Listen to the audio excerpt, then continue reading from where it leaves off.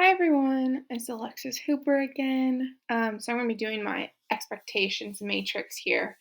So on my first broad area is being respectful, and with preschool that can mean many different things. It could be respectful in the classroom, be respectful to your parents, to each other, to yourself, so on and so forth. So definitely having a conversation with kids about really self esteem, making sure they're okay, making sure they're taking care of themselves is really important as well. So, the first setting that I chose for being respectful is circle time. And circle time is something that we do every morning. And the preschool I work in is actually a childcare facility that has preschool in the mornings on the weekdays.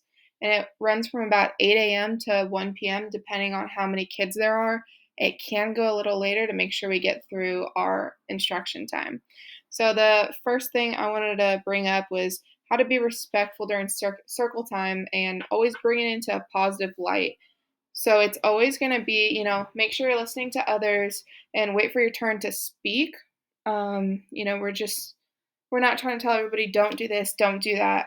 We're trying to set things up and we tell them to do it in a positive light instead of telling them they're doing something incorrectly or wrong. So the second setting for being respectful is free play, which we have is about free play is honestly one of our big transition periods. We have about 15 to 30 minutes of free play between circle time, instruction, going outside, lunch, so on and so forth. So, for being respectful during free play, it's going to be asked to join others when they're playing games and definitely include others in games. It's very important to make sure all the kids are treating each other with respect. In our third setting is instruction. So, to be respectful and during instruction is ask the teacher if you have questions. Don't assume anything. So don't act like you know something if you don't. And use the material as intended, which can be a little difficult because you have to respect materials such as scissors. It's not it's an inanimate object, but you have to respect the scissors because if you use them incorrectly, you could hurt yourself.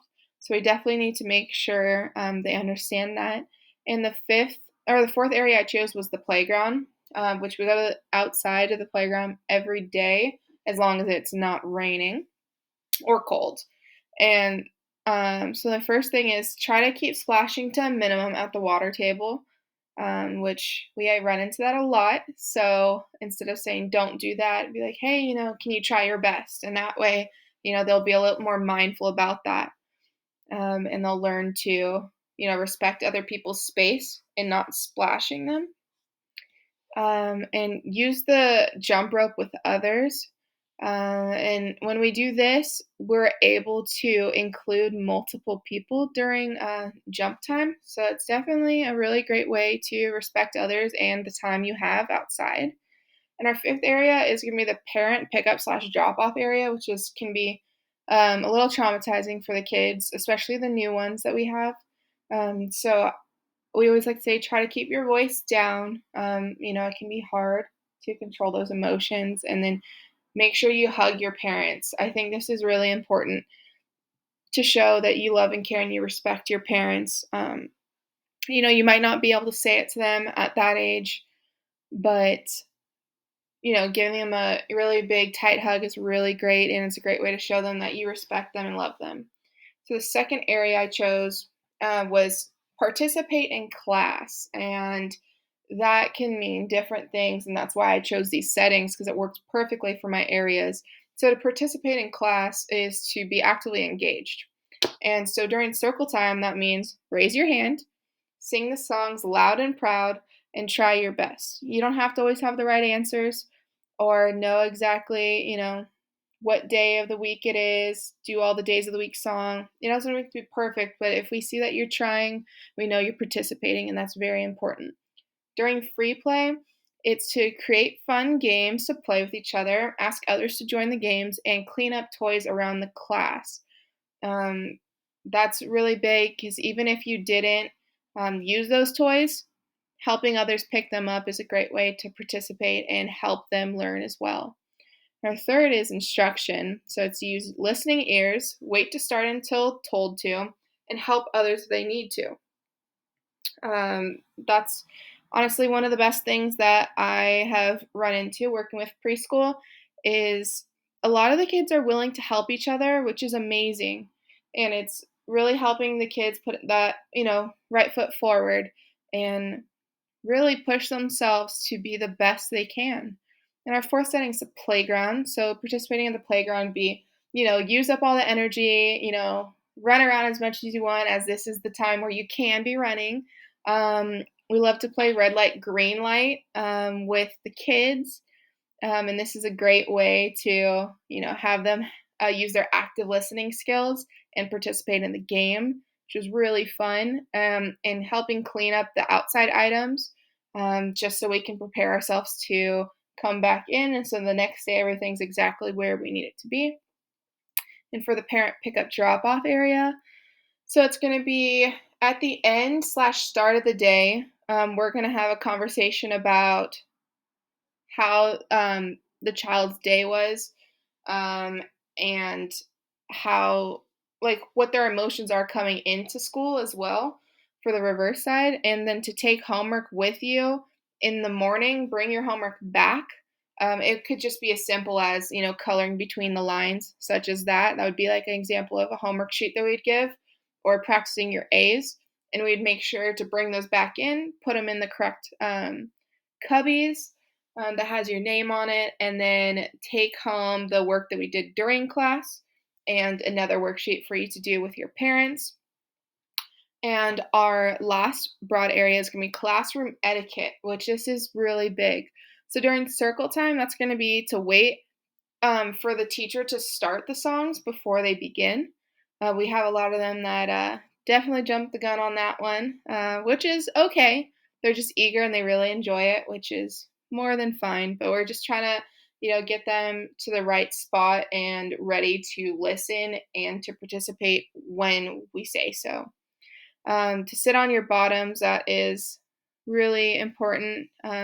That way, we just don't have anybody that's playing around, moving. They could possibly, you know, get hurt if they sat the wrong way and they started moving during our stretches. So we just need to make sure everybody's on their bottom and being respectful and just really prepared to start their day. And we always like to start our circle time with what does the word community mean? And we talk about that for about 5 minutes and ask the kids all different questions about it. And at the end, we always tell each other we're going to come together as a community. And that is just something that we always do to start our day off with the kids. And for our free play, it's to use the toys you took out. If you take out the blocks right now, you should play with the blocks. And if you're not going to play with them, put them away. Using your walking feet and your inside voices is really big, as everything echoes in the class. And if you're running and there's, let's say, train tracks on the ground and you trip on them, you could possibly get hurt, and we don't want that. And during our instruction time, it's going to be pull out the chairs nicely and sit down with your hands on your laps so we know that you're ready to receive instruction. And use scissors with assistance, as we need to respect those to make sure we don't get hurt. Use them correctly. We are still learning as preschoolers, so just make sure we got that together. And then markers are to be used in a soft back and forth motion.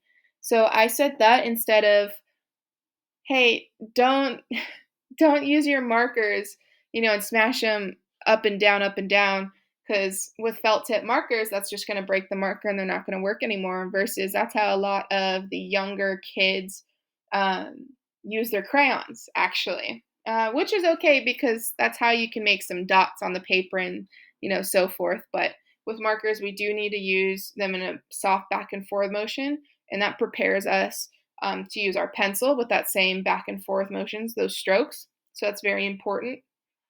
So just practicing with that is really preparing to throw our kids further and prep them for the next task.